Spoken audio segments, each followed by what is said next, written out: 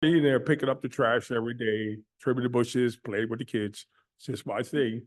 But I've just had a few kids tear the top tiers off the bleachers that are there, spin them around, bend them down like a seesaw, that kind of thing. And so my question is what kind of time cycle does the surveillance tape run?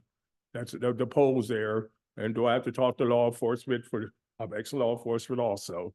But anyway, I talked to them about the sequence to possibly find out who's doing this vandalism, because I have one part where the fence has been burned up and the netting, and I'm sure the residents behind there should have that on their rink chime or something. I mean, because you can't miss flames in the middle of the night. But, I just want to, find out what the procedures are. I know nothing about what goes on here. I know it's not like 1960, okay? So I wish it was, but it's just not. So that's unfortunate to hear. There's been some vandalism. We don't have cameras in that park. We can certainly, as a board, talk about doing that. We have cameras in other parks. Okay, there is a camera right there in the entranceway of the park, but that's Then it's not a township camera. It's not township. 'Cause Oh, I'm looking at our police chief. And okay. Yeah. All right.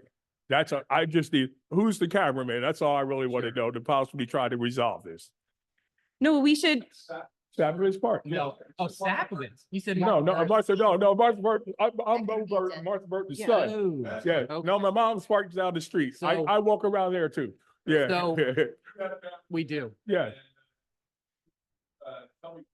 Yeah, see, that was a problem. I didn't have, now I know that, like I said, I'm ex-law enforcement.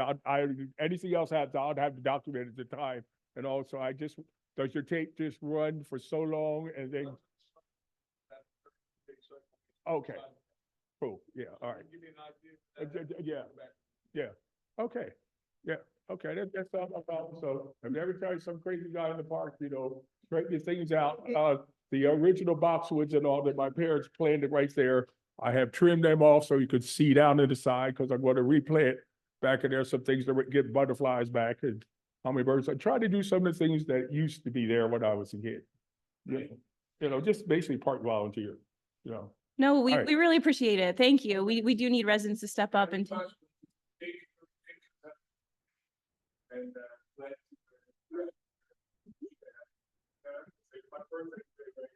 Send out a scout here.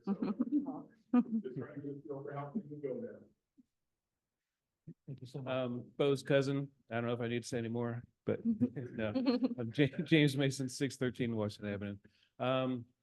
I noticed that improvements being made down to Sapovitz at the base. It looks like the baseball diamond is being redone. In fact, the whole field looks like it's being redone. I just want to say thanks, because we knew some changes were being done, but we weren't sure, the level, the amount of changes that were being done, like digging out the whole infield and doing the drainage at the bottom.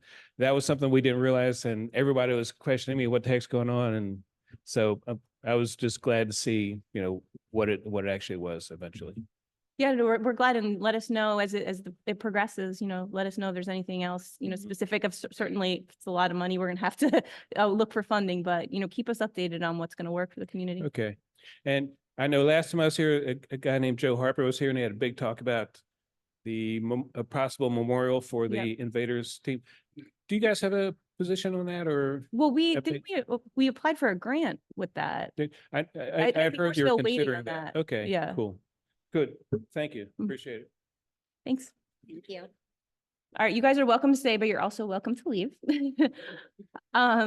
So funded organizations, it's starting our 2025 budget cycle, and we ask each of the funded organizations to give us either just a written request or presentation, or come in person if they wish. I believe we have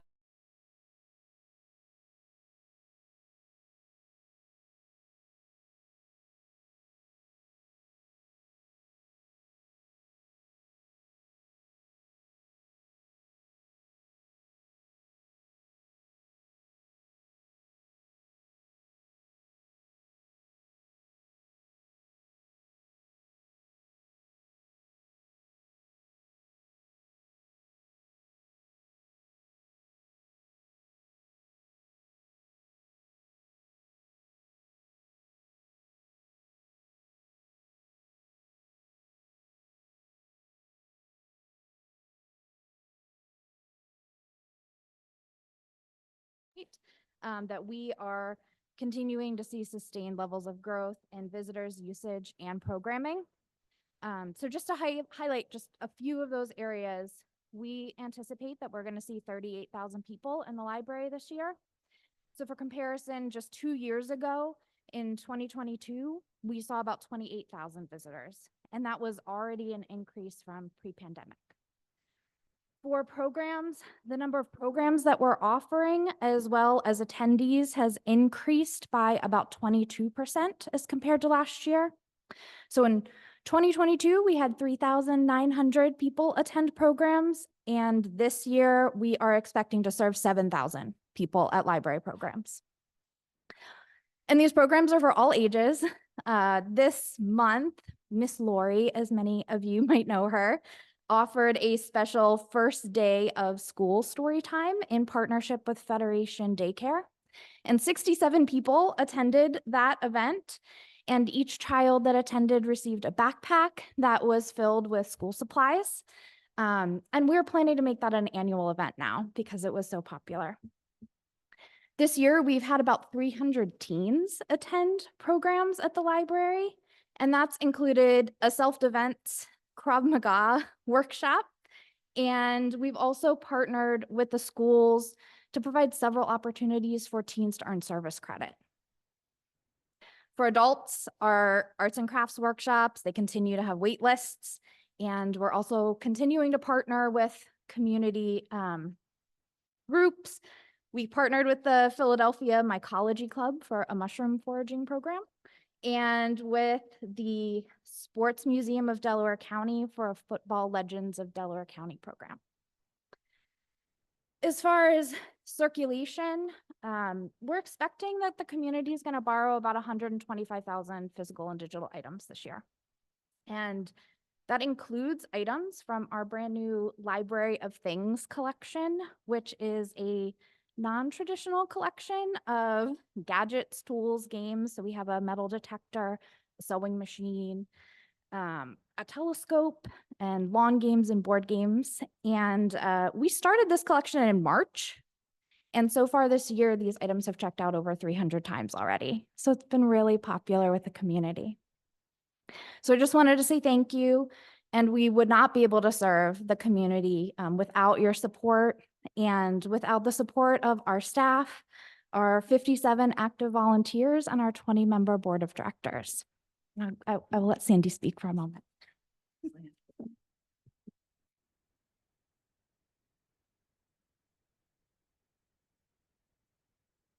Again, my name's Sandy DiCamillo, this year's board president. I want to talk to you guys about fundraising. I'm pleased to report that we've raised over $90,000 so far this year, with $2,000 of that coming in grants, on top of the $90,000, I should say. We participated in the Foundation for Delaware County's very first Delco Gives Day. We ranked first on the small organization leaderboard and 11th overall in total funds raised. And as a result, we earned an additional $7,277 in bonus funds. Coming up this Saturday, Saturday, November 9th, is Well Read, which is our signature and largest fundraising event of the year. It's an event that we've put on for the last 12 years, since 2012. It's a wine, beer, and silent auction event that we held at the library. And the talk around town was, last year's event was heralded as the most fun party in Delco that night. There were other options, but we got a lot of praise for that one. We continue to put a lot of energy into our building. You know, our building's over 120 years old. We've been investing in maintenance for the building. This year, we repaired the roof and the flashing on the original room to prevent further water damage. And we're continuing to work on issues with water incursion and flooding in the lower level of the library.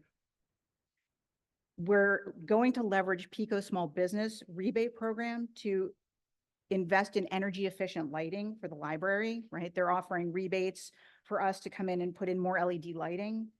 And we were able to move forward with that. The project's set to kick off and hopefully complete by the end of this year, saving us actually a good amount of money by doing that. A couple of items that I want to highlight from our proposed 2025 budget, which we had provided in advance. We're increasing our fundraising goal for 2025 by $12,000, or about 9%. We're going to do this. We're going to put more energy into our well-read event and make that really identify that as a signature event and hopefully drive a bigger revenue from that. I'd also like to note the intended use of investment income. We're budgeting the use of 4% of our endowment, some of which is earmarked for future capital projects. Just so you guys know, that amount is calculated as a 4% of a 3-year running average of the endowment's market value as recorded in our audited financial statements.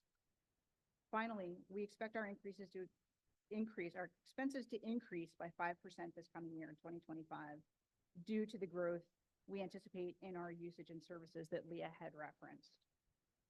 We respectfully ask Nether Providence for $177,000 this year, which is a 3.5% increase in funding over last year's grant. Are there any questions? No, I think as we say every year, thank you for everything you do. I think every year it impresses us. When at budget time, because we are talking about a tax in our world on property values and it does not increase with income, we sort of informally factor in a 3%, cost of living increase. And it's something that we really try to stick to and feel that that's an appropriate amount to take into account for our expenses that continually increase. And so I appreciate that you guys are about 3.5%, which I think is consistent with what we find is reasonable in our own budgeting. So thank you. Thank you so much. I Thank do have you. a question if you don't mind. Hi, Sandy, I'm Beth. Nice to meet you. And thanks for everything you do. When my kids were little, they loved to go to the library. So it's nice to see everything continuing to progress and everybody enjoying it still. I was curious about the grant money in 2022 and if there's grants available for you to apply to. I have no idea. You all might know more about that, but just curious what that was, that 32,850. Do you know? Yeah, would you? So, actually, that's a thank you to Nether Providence. Sweet. In 2022, Okay. that was some ARP funding, Okay. that Nether Providence worked with the library on. So really, that is a thank you to all of you Well, for I that. didn't prompt you for that. So I just wasn't great- here. great so- question. When we Yeah. did ask them at the time to Uh, separate it out from normal funding, just so that we could be sure we weren't sort of locked into that amount. So I do appreciate that you guys have left that as a separate line item. Thank you. I just wanted to say real quick, I just wanted to thank all of you for your help. We appreciate it. We rely in the township a lot on the goodness of volunteers to help us out with a lot of the things that we're able to do here. So we appreciate it. And I'll just add, just like Beth, I used to go to Helen Cape Furness when I was a little boy about 50 years ago. So anyway, so thank you for your help. Thank you, guys. Thank you all. Thank you. You guys ready?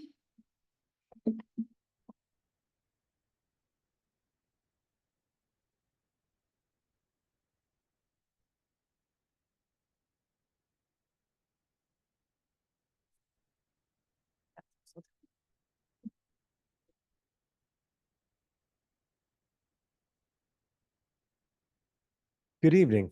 Thank you for this instruction here, talking to Mike. It helps a lot.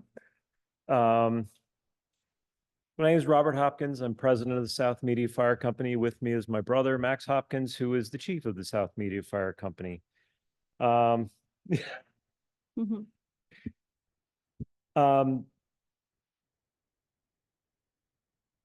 Starting off, I would like to start the way I'm not supposed to start, with an apology. We sent you the wrong budget.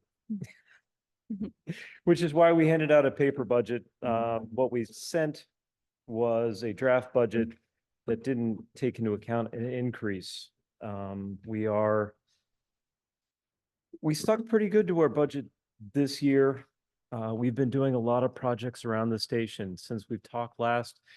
I think we were in the process of repairing the front apron to make it less of an eyesore to the neighborhood.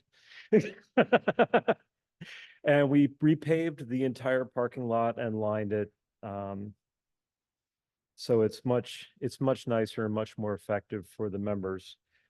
We have actually just completed this week replacing all of the interior lighting with LED lighting. In fact, one of our fundraisers next year might be renting the place out for a suntan parlor because the new interior lighting in the bay is that bright. And I want to talk to you guys about the wine and tasting fundraiser because that sounds a lot better than what.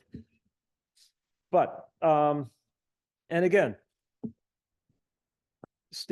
we stuck to the budget fairly well this year. We tried our best to keep expenses in line. However, the major thing we're coming up with is, again, major truck and maintenance, and that's where we're putting the majority of the increase. And we brought, and I say this every year because the trucks are aging. It's a line I often repeat. The trucks are aging.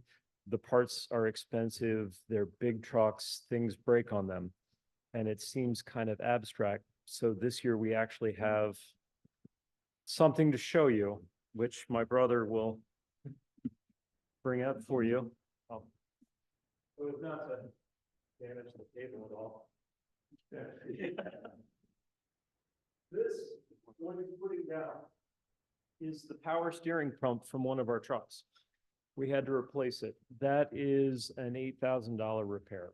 It's about $2,000 for the part and $7,000 for the labor to put that in. We caught it through our every month, first Monday of each month, we spend doing vehicle checks, and we check the fluid, we check the mechanics of the truck, we check the equipment to make sure it's running.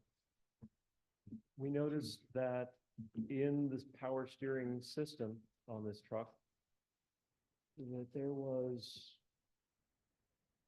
antifreeze. And that's the look we had too, because the power steering is a closed system. It goes through this pump, through pipes, and into the pistons that turn the wheels. And we didn't know what was going on, so we took it down and they said, your pump's bad. And they replaced it for, again, the cost of $7,000. And this is the type of expense that we're up against. And just thought it would be nice to put into. No, I appreciate it. I know nasal passages are clear now. It's pretty heavy as well. I mean, if you want to. I do not put that thing in the box. That thing stinks. But it helps because when I stand up here and say, we need more for truck maintenance, it's very abstract. And this is something very concrete that we can show you because we managed to, they handed us the part to show us it was bad. And I'm not sure what to do with it now, but. Got to be worth at least hundreds of dollars. You know. It's gotta be. Exactly.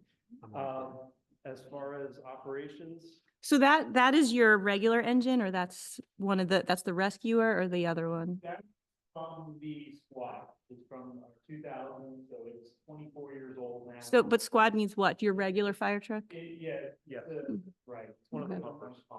Yeah. Okay. Like I said, it's our oldest truck, the oldest truck in the township is 2000, it's 24 years old.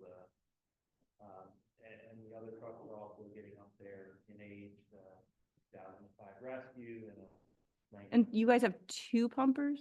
Right, yes, yeah. So then how often do you get two pumpers out? So, yeah, this year, our membership has been a little struggling.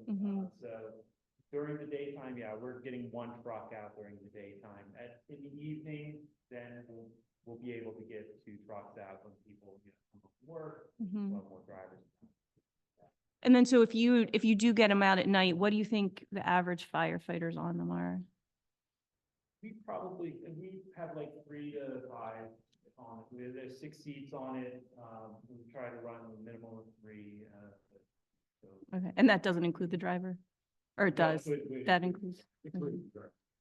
No, and I appreciate you guys Mhm. showing us that broken part because it's appropriate because we're undertaking the study to look at all of our Yeah. equipment and our response times and what we need. So that'll help us plan for the Mhm. future. So And that's again, good. one of our focuses that has been through, through the grant program that we got through the federal government, the SAFER grant, is recruiting. In Mhm. fact, this Saturday, we're having a event that we're very excited and nervous about. We want it to work really, really badly. We partnered with the Providence Animals Center to have them bring out some adoptables Mhm. that will be put in the firehouse.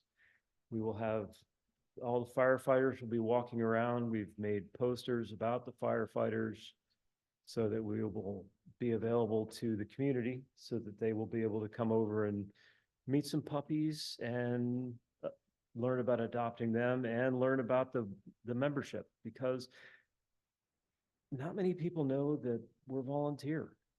Mhm. Everybody, we hear it when we talk to people. They think we're a paid department. And we tell them, no, this is volunteer. We do this for fun. We do this in our spare time. And I think, obviously having, a fully staffed volunteer, it definitely helps the budget. I mean, if you look around at some of the other communities in the area that use paid firefighters, you can see what the difference is in the budget. It's a significant expense to hire a paid crew. So, again, if you know anybody who's interested in, has an interest or wants to help out, come down, we can talk about how they can help, what's involved. If you Well, guys I do find- feel like happy that's to- something if we you guys can- find those unruly teens who need something better to do, send them our way. We will put them to work. Well, I do feel like that's something we can help you with. I know at least once a year, I try to send out a note and reminding people to donate, and that our fire departments are volunteer. But I do feel like we as you are well aware, we give our distributions to you quarterly, and I feel like that's something we should get in a routine of. All the commissioners use their distribution list quarterly to remind residents, because that'll be, thousands of people right there that get a reminder. Yeah, and And just then to we've add had- to that, by the way, Maureen and I met with both fire companies in the last few weeks to talk about how we can get the word out, not only through our own respective word distribution lists, but also through Facebook or Instagram where we can post it. So we're certainly supportive. And I volunteer at PAC. So I know these events are quite attractive to a lot of people. So I hope it goes well. They've even invited us to have a table at their Bark in the Park. I am not surprised. So I have a question for you guys about, I'm sure you guys probably got a copy of that Auditor General's report. Yes, Okay, so it sounds like that was flagged last year. Do we have a concrete plan to get that done? that's done. It's It been is done? fixed. It was Okay. fixed. We've got, unfortunately, what it was that this, because they had a finding and they told us, hey, you need to fix this. We fixed it almost immediately because it was a signature. Yeah, it sounds like you needed to add another the treasurer's signature to Yes, your the- investment account, but it was a finding last year. So, but you fixed it. We've Okay. fixed it and we've told them we fixed it. We've sent documentation that we fixed it. All right. They're just, Can you forward that to Bob Scott too, whatever you did to fix yeah. it? Okay. Cool. I didn't have any other questions. You guys have questions? All right, thank you, guys. Oh, What are we doing? What are we doing to increase membership? Tell us about what's the latest on membership and what we're doing. Like, what are our efforts to try to stabilize it or increase it or whatever? The Please. past year has been very much of a struggle. We've had, of our 4 main, the highest responding people, we had one move out of the state, one had a stroke, unfortunately, and another resigned. So it's been a big struggle. Like I said, we have this SAFER grant to try to increase our recruitment. We've gotten a few new people in, but again, we're lost a lot of experienced people. So we're definitely looking to build up. How about through the schools? Do you guys do anything through the schools to try to attract? there was just an event at the school where it was student driven. They have a club there and they, all 3 of the school, fire companies of the school district participate. They had an interest table and trying to cultivate some new members from that, but How old do you have to be an active fire? I've already 14 to that number. 14 to 16 it's But you can't essentially get off the very- truck until you're much older, right? 15 or something. 18, you can get off the truck? Okay. There's the state has different levels. Probably the last. So Yeah. at 14, you're really restricted in the hours you can be there. Seven, and basically you can do first aid, hand out water, and fire, clean up. 16, you can become more involved, you can do a lot more activities, can't go into a burning building, you can't go off the roof or anything, but there are still a lot of things to do. And they- There are restrictions on where they can respond, for instance, they can't, computers and cadets can't respond to basically pilot.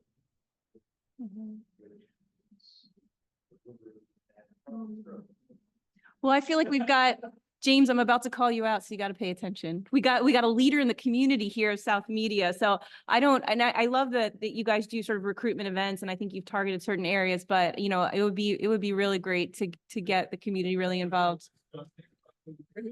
Yeah.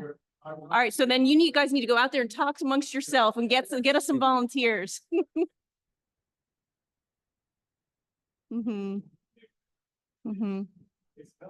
I know. Well, we got to make it cool. Yeah. Yeah. Yeah. Can you work on that, please? All right. Well, does anybody else have anything else? Yeah, thank you. No, All right. Thank you, guys. Thank you. All right. So we are about to dive into our agenda. Everyone is welcome to stay, but also you are welcome to go.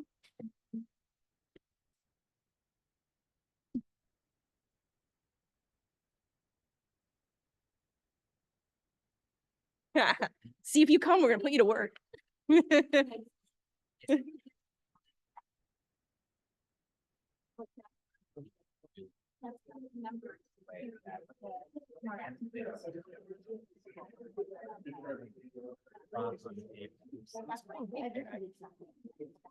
Yeah.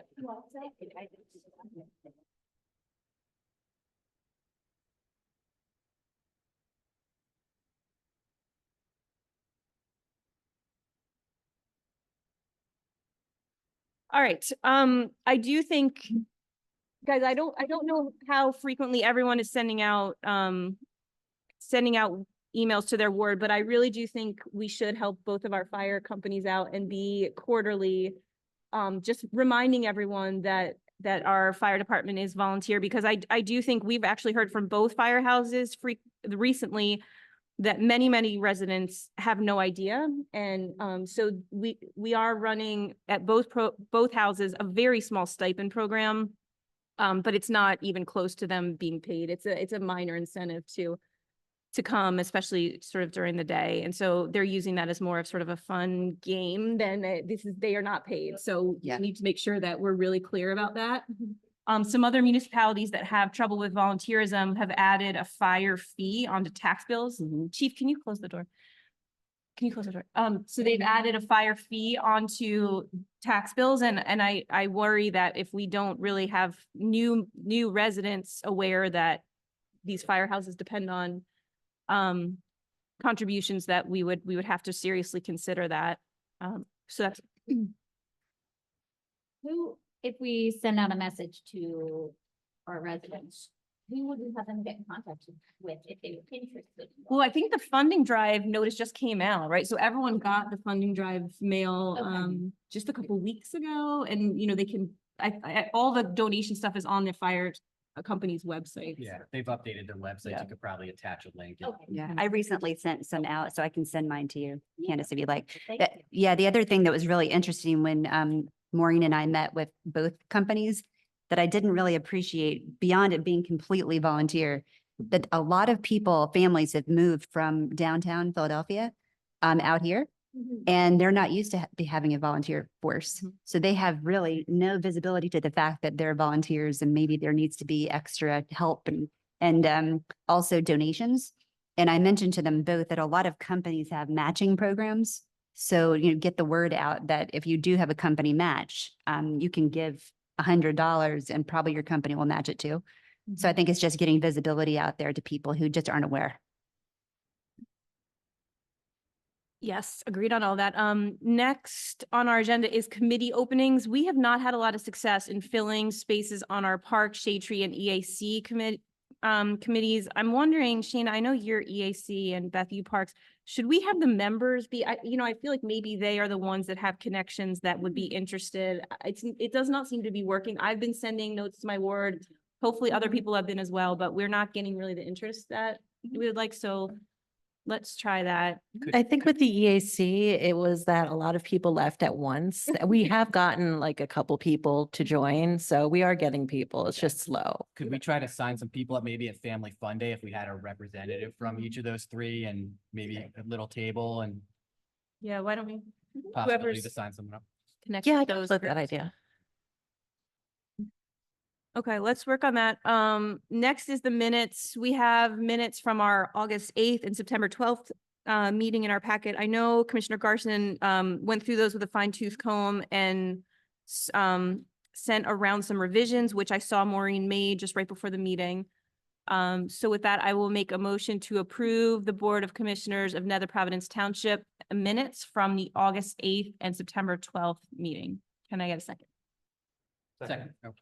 Any comments or questions? All in favor, vote by saying aye. Aye.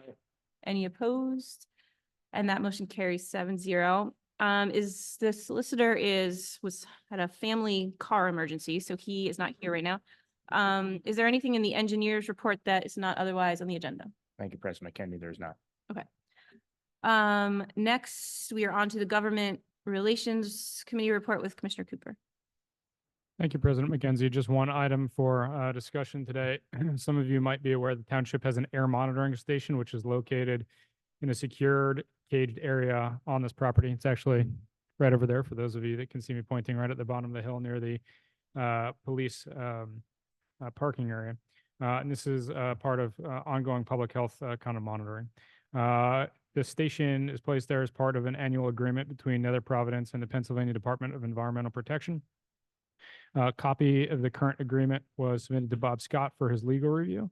He's not yet here to provide us with that legal review. Is there any kind of time constraint that we're working on to approve this? He said it was fine. Okay. If anyone would like to themselves review it, again, it's item 1A. And if you scroll to the bottom, the very last page gives you a map of the area and it gives you a sense of where in the property is if you had an interest. Excuse me. I reviewed it as well, and it's the same as it has been. So I'm trying to see what to read here to approve it. I'll just read the first paragraph. I move that license agreement between Commonwealth of Pennsylvania Department of Environmental Protection and Nether Providence Township. This agreement is entered into between Nether Providence Township and the Commonwealth of Pennsylvania Department of Environmental Protection to continue the operations of the air monitoring site. Any comments or questions? Do I have a second? Second. All those in favor, vote by saying aye. Aye. Any opposition?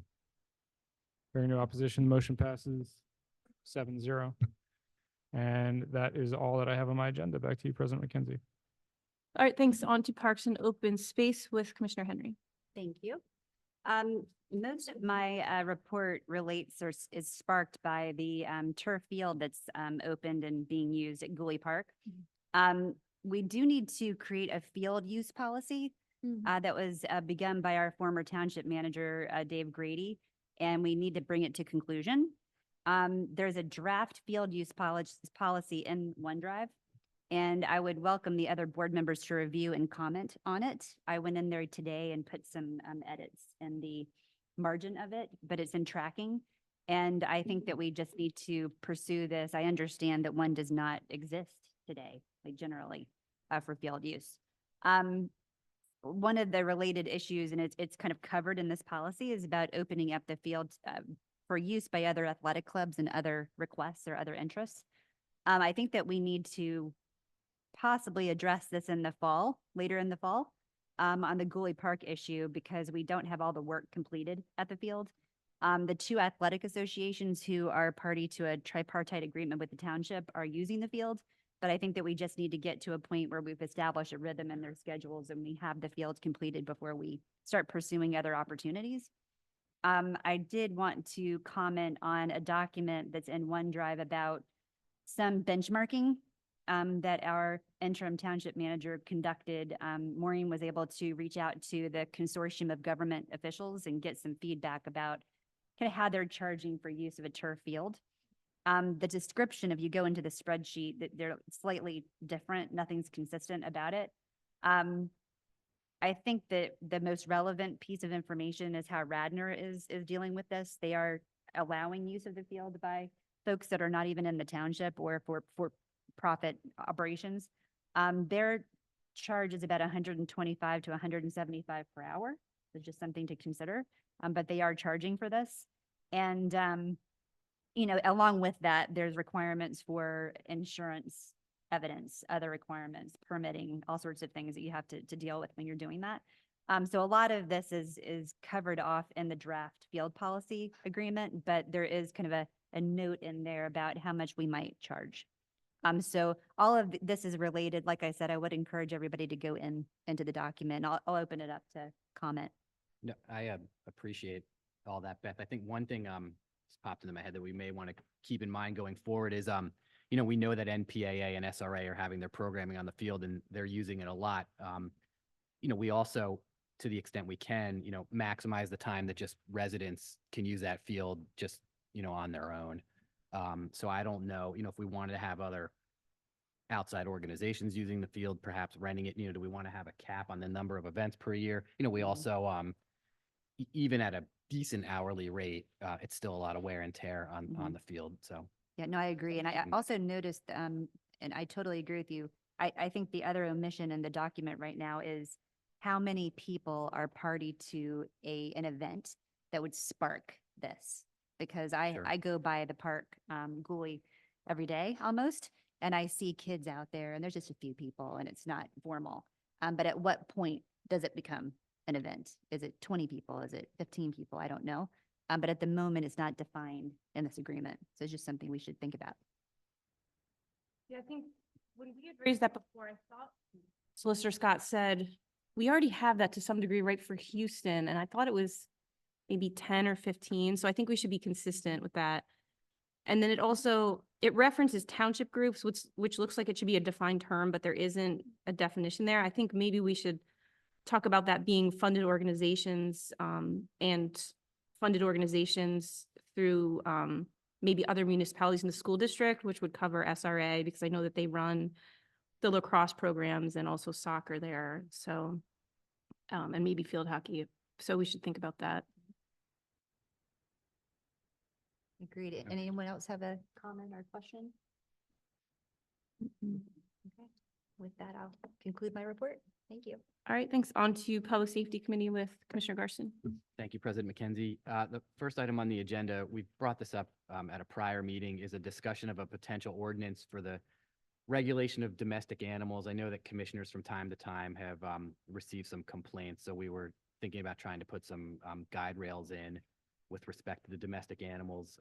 Solicitor Scott drafted a preliminary ordinance for the board to review. I'd just ask over the next couple weeks that commissioners take a look at it, and then later in the fall we can have a more robust discussion about it. I don't think we're totally under the gun to do anything right now.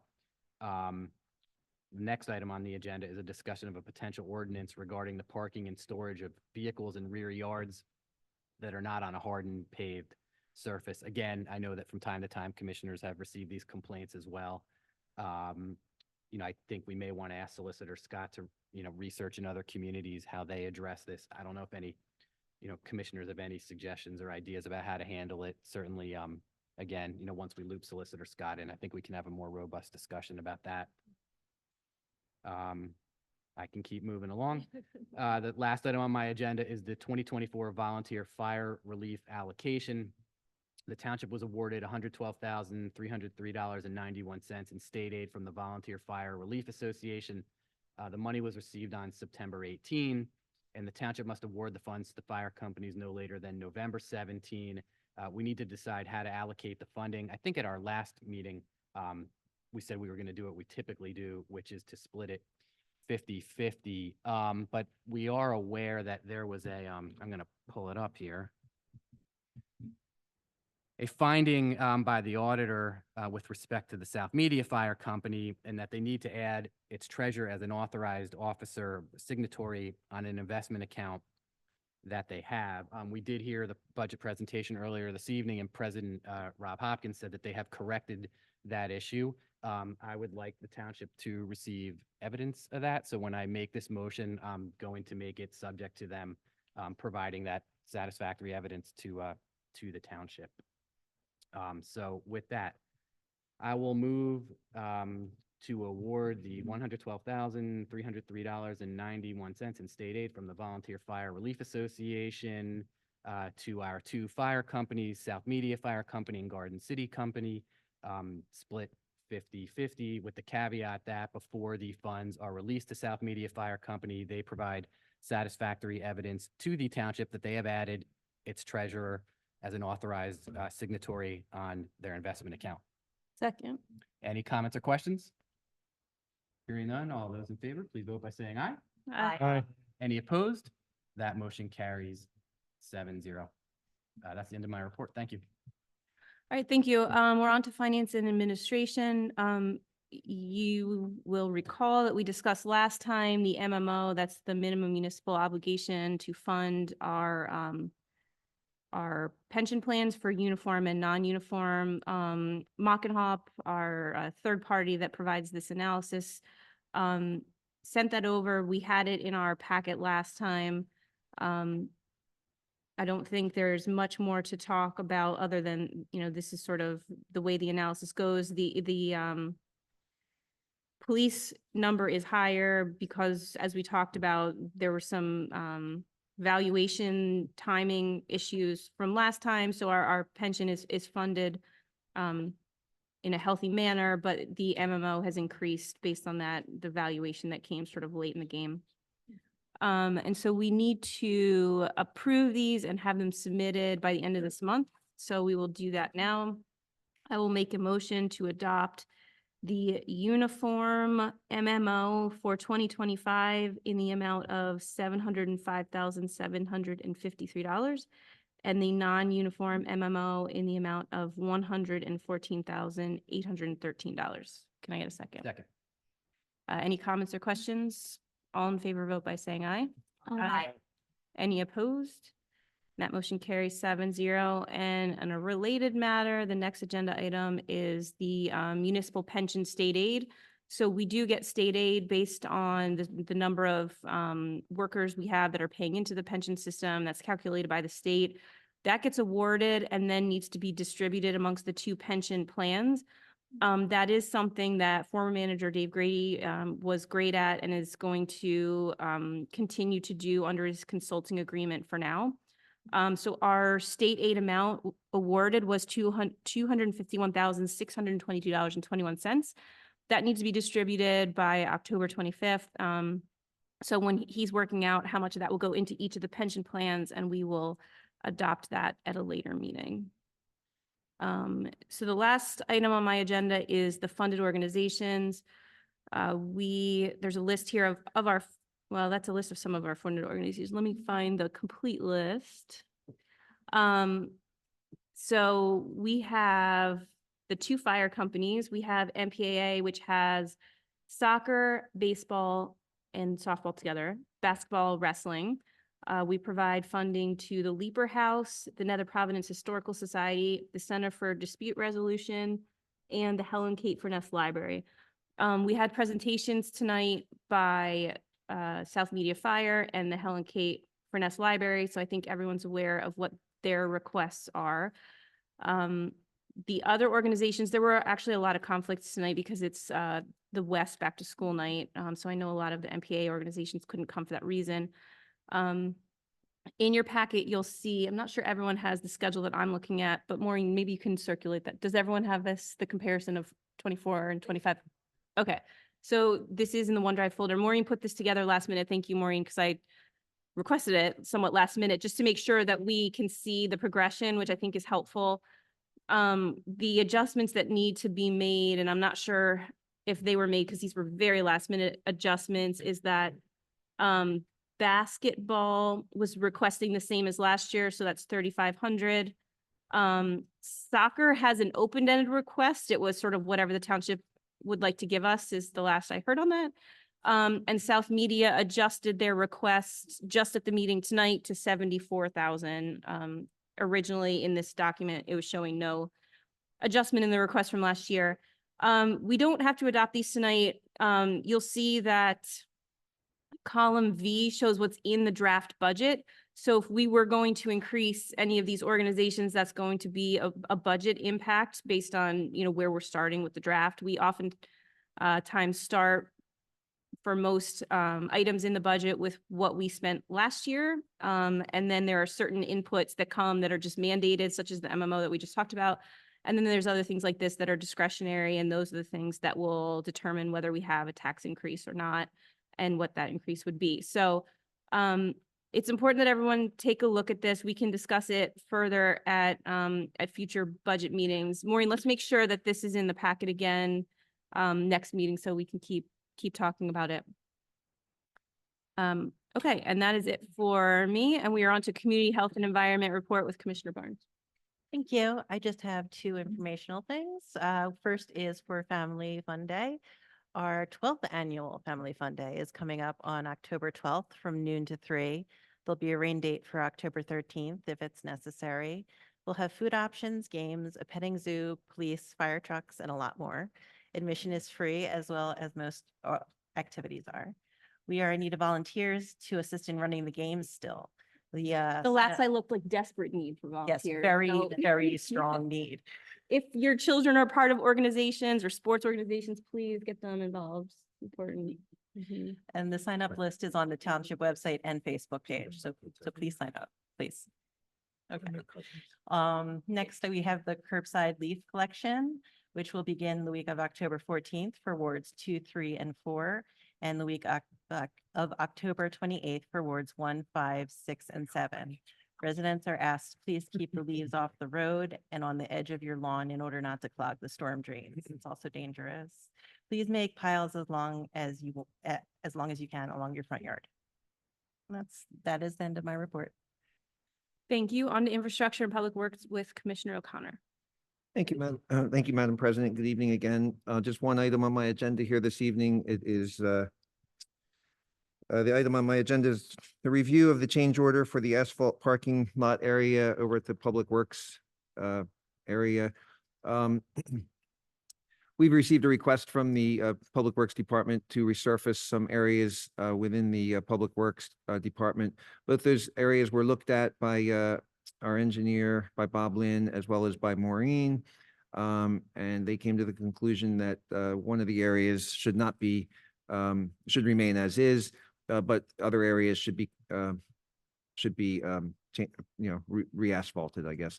So with that said, we received a quote from LJ Paolella Construction to furnish and install the necessary labor, material, and equipment, including the milling and overlay.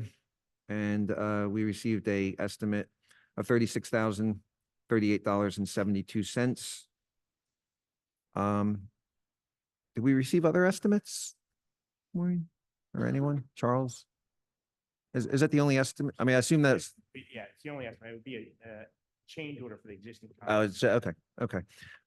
So with that said, I would move that we approve the change order for the asphalt parking lot area at the Public Works parking area or Public Works lot.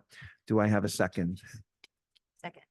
It's been moved and seconded. With that said, any questions, comments, or discussion?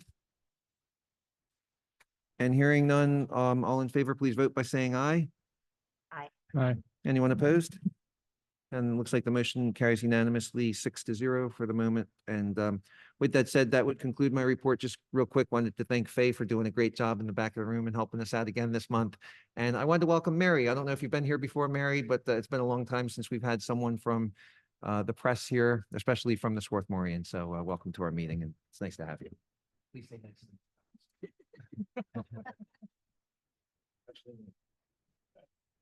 President McKenzie just stepped out for a second, but I will pass it to Commissioner Carbone for the Building and Zoning Committee report. Thank you.